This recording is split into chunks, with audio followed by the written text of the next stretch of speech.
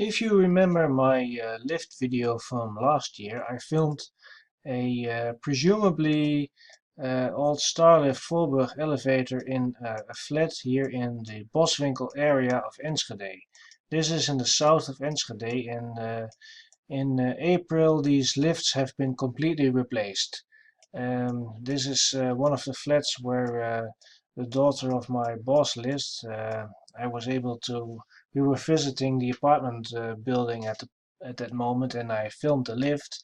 But yeah, there are four identical flats in the north of Enschede. And this is very close to where I work. In my lunch break, I always make a little walk around the neighborhood. And now, since August, they have been replacing the lifts in these four identical flats. And during my lunch break, I found a container with debris near this flat. There was a container with some calcium silicate bricks in it because the chef doors are going to be changed. I think they add more doors. And between the rubble, I found a really interesting object. And that's an object I'm going to talk about today because I took it home and I cleaned it off. And it's a very interesting technical object about lifts. So, without further ado, let's have a look at it.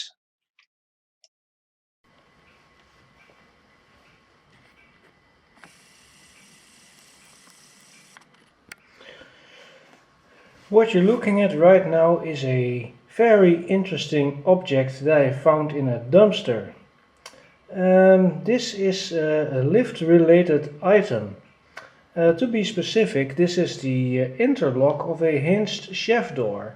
This comes out of an old Starlift Voorburg elevator, or at least I think it comes from a Starlift Voorburg elevator because I'm not entirely sure as the lift was modernized by Kone. But yeah, I found this in a dumpster near a flat where they are replacing the lifts, and I was just looking through the rubble, and well, there was just some bricks in that container, and then I found this. I thought, hey, that is really interesting. And well, I took it home and I cleaned it off, and as you can see, this is really neat because this is a Schmersal door interlock. And this is the model for hinged chef doors, and this one was made in 1991, as you can see here. 1991, and the type number is a AV15RHX40. That model number does not really exist anymore, at least not that exact number, but there is a very similar one that I have on this leaflet. I found this leaflet on the website of Schmersal, and the model AV15 still exists, but not this specific variation. And this data sheet can be found on the website of Schmersal, and this explains how the lock works. There are some interesting things about this lock, and I will demonstrate them a bit later. But this is the locking bolt. This thing here is where the door roller would attach to. Normally that is activated by a retiring cam. And in the lock is a switch. There is a contact. I will open it up later, but the contact is about here.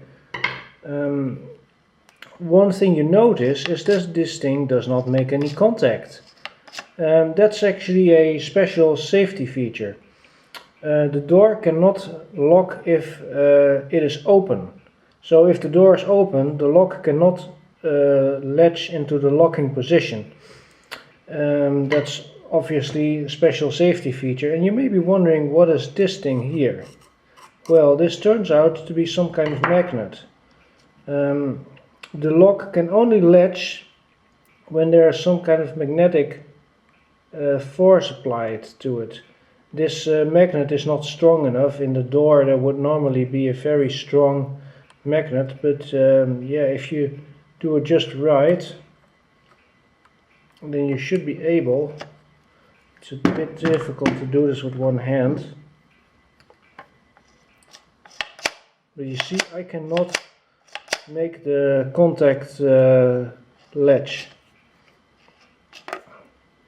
so I need to apply this magnet, and this is extremely hard to do this with one hand, but if I do that, I should be able to make this thing lock,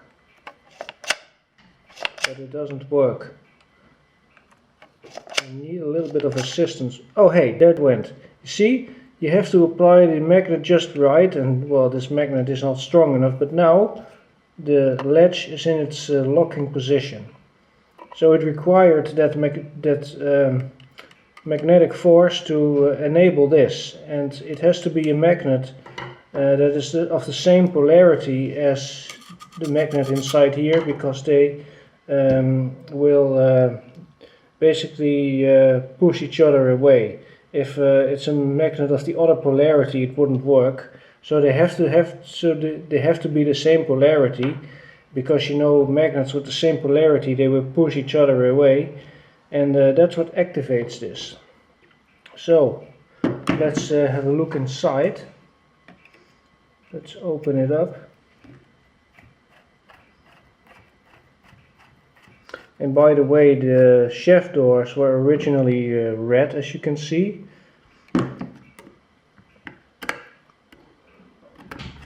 So let's open this up.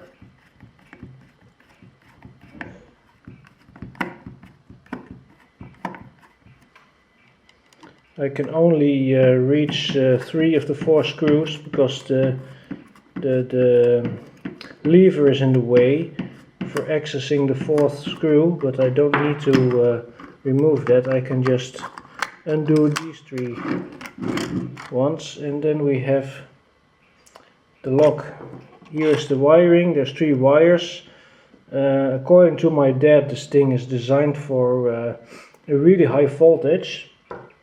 Let's see what the type shield says.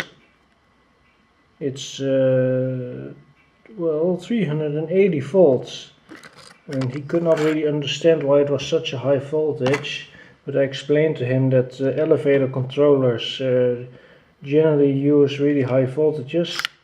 You see, now when I push the lock in, it is now in a position that it is not locked, but I can also activate this part here simply with my screwdriver by just pushing against here.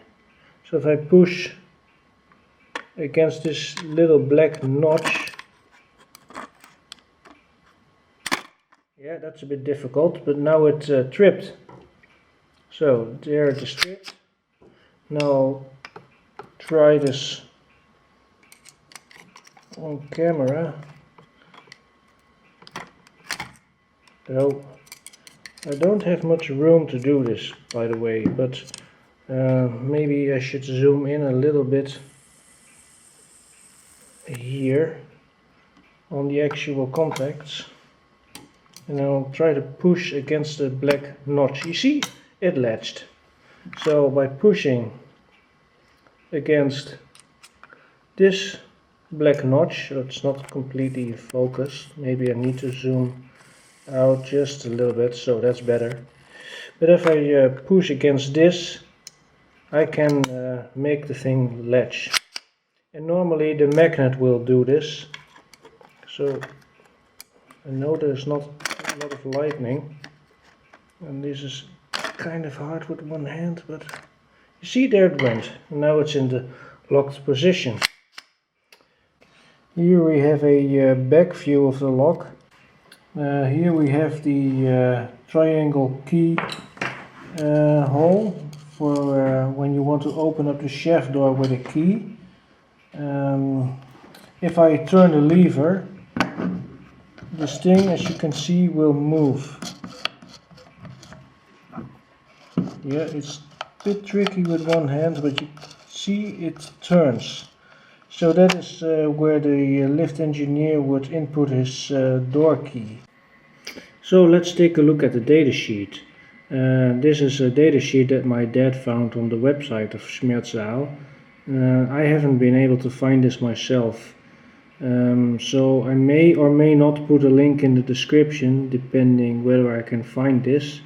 But this tells a bit about the dimensions and other things. This device is compliant with the lift directive, and it has to be installed in a certain way. And well, this explains that it is compliant and that it is suitable for passenger lifts, good lifts and service lifts. And here are the different type numbers with different variations and additional accessories. And this is a short explanation of how it works. And when it says when the chef door is intentionally open, the locking devices AV15, 20 and 25 prevent any unnoticed lowering of the locking pins, which would as a result cause the locking contacts to close whilst the chef door is open. In the case of the AV18, 21 and 28 models, this feature is achieved by virtue of the construction of the locking devices. So that's why that magnet is very important. You do not want the door contacts to close when the door is open, because with closed door contacts the safety chain would be closed, and the safety circuit would be activated. That's not the only safety feature that chef doors have, because it's a redundant design. There will always be door contacts as well, not just contacts inside the lock.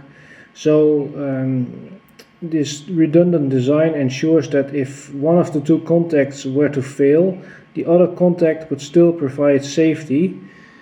And here is an explanation of how the mechanism works, and it explains the contacts. And here's a technical illustration. As you can see on this drawing, there seems to be two contacts right here, but my version only has one. I'm not really sure. They have also different numbers. Number 4 and number 10. Number 4 says it's an auxiliary contact, and number 10 is the locking bolt contact. So the variation you see here appears to have two contacts, whilst mine only has one contact. So my version must be an older variant. That's why the type number is not listed on the website anymore, because the AV15 has probably been altered a little bit to have a second contact, apparently, probably to give even more redundancy in the design. And what I like about this lock is that it's actually really simple, but it's also the simplicity that makes it very safe. So I hope you enjoyed this little tour of a Schmersal hinged chef door interlock. And well, I'll see you in the next video.